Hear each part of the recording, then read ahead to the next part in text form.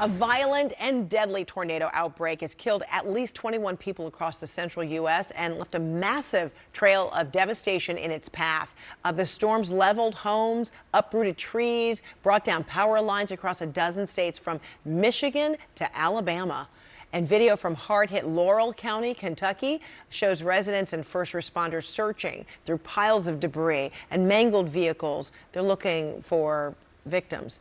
Governor Andy Beshear says at least 14 people died in the southeastern part of the state, and he expects the number to climb. Here's how one resident described the storm's impact. I went in the house and I looked out the side window, and when I started on the side window, it looked like all that stuff was coming from up instead of, I couldn't see the tail or nothing, but it just lifted like it was lifting everything up. So I got in the hallway and put my hands over everybody, and it started blowing the windows out. And you talking about praying. I prayed harder than anything I could ever do. That came after a devastating tornado hit Missouri Friday afternoon, killing at least 5.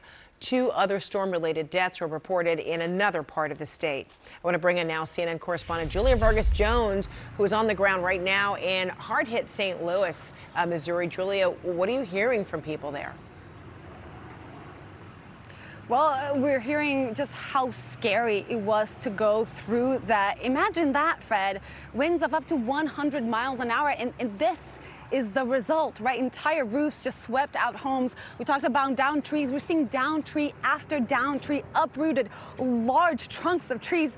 Over here, a downed power line. We already saw some crews from the utility company coming to survey this area to take a look and see what they can do. It's still pretty dangerous. I'm not going to go into this area over here. Siding from homes, parts of utilities, roofing from homes. This building right here, we did speak to a neighbor earlier saying she was here to help clean up other neighbors' homes who were even more destroyed than hers. That was a whole other story on that building there that got completely swept off. All of this debris still on the streets. We're seeing crews coming out here with big machines to start to clear it out. We're also still seeing first responders. You can probably hear the sirens still around here, surveying this area, looking for people that might still be missing. And we heard from both the mayor and from the governor at this hour. Take a listen to what they said. We are obviously still grieving. The governor and I just got done surveying some of the hardest hit areas here. The devastation is truly tremendous. We're putting all hands on deck to make sure that we can assist the city and local authorities as much as possible. I would echo the mayor's response or comments that our first responders, both in fire and police, have been incredible heroes in this moment. And this is when you really see the goodness of Missouri, when you see these men and women step up and help their friends and neighbors that they've never met, just try to restore some essential services. And Fred, that is what we're seeing here in this residential neighborhood of St. Louis. People just picking up brooms and rakes and trying to clean up to help their friends and neighbors and their local businesses to try and get back on their feet, open their doors. There is a curfew that will be in place tonight from 9 p.m. until 6 o'clock local. And as we mentioned earlier, this storm is winding down, but another one picking up just a few states south of here in the coming days. Right. Still very volatile situation. Thank you so much, Julia Vargas-Jones in St. Louis. And even in Chicago, take a look at this incredible time-lapse footage showing a rare dust storm covering Chicago. The National Weather Service says winds of up to 70 miles an hour blew over from dry farmlands, blowing into the Windy City. All right, St. Louis, Missouri. Take a look at this right here. What would you feel like just seeing your home, which an entire side of the home just swept away, collapsing as a result of these storms? It does look like a dollhouse, doesn't it?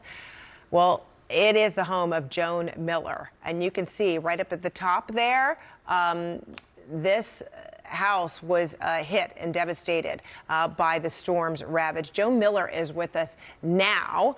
You were in your home, Judge. Tell us about your entire experience. Did you know this, storm was coming? Were you, bracing for it?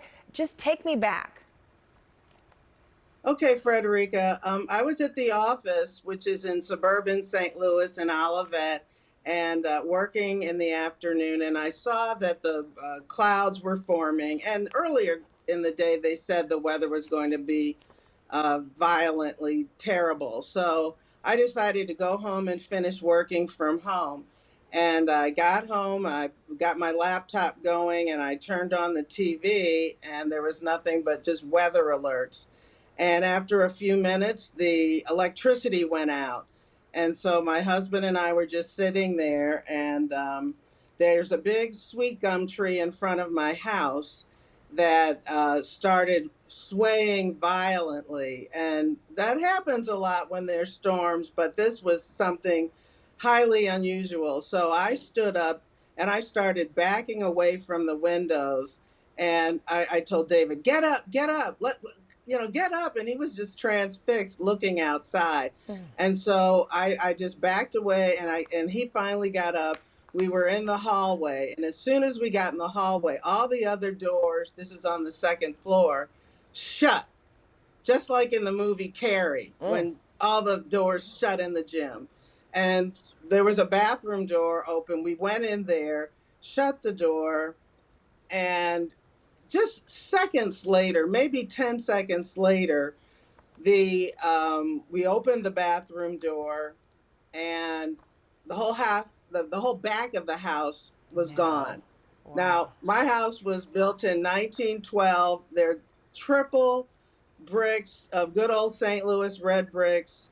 And I never had any fear of anything happening to that house with a storm because of where I live and the sound structure of the house. But the entire back of the house, first floor and second floor, are gone. There was a back porch that's also gone. Wow. And the front of the house, all the windows were blown out. But like I said, the entire back of the house was gone.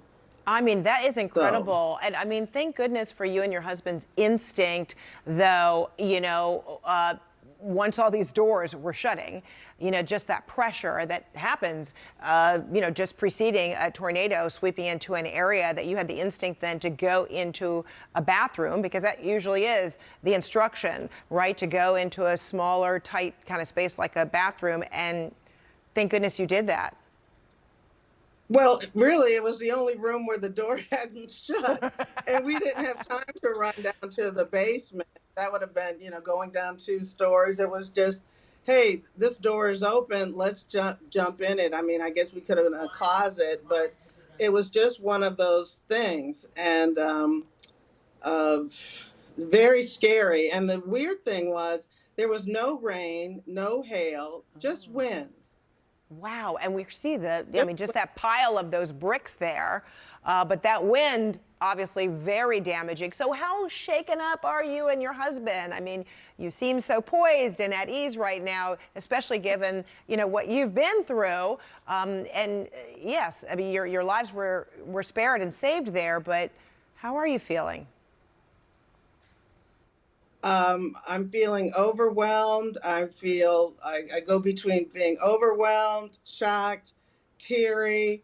I'm still thinking about, my plans for this week. My Smith College reunion is next weekend. I was planning on going on Thursday and then spending some theater tickets in New York after that, and then an ABA meeting in Washington. I don't think I'll be doing any of those things.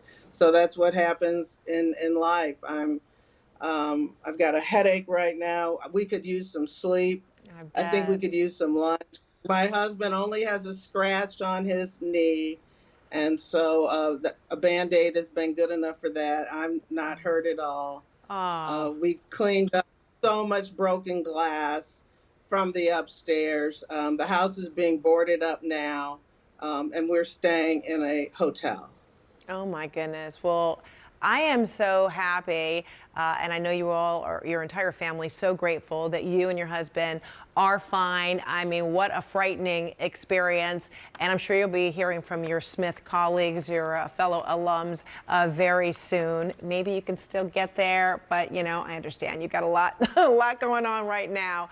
Joan Miller-Hitt, Thank you so much. Oh, and I'm so sorry that this happened to you, but I mean it. I'm so happy that you all are okay.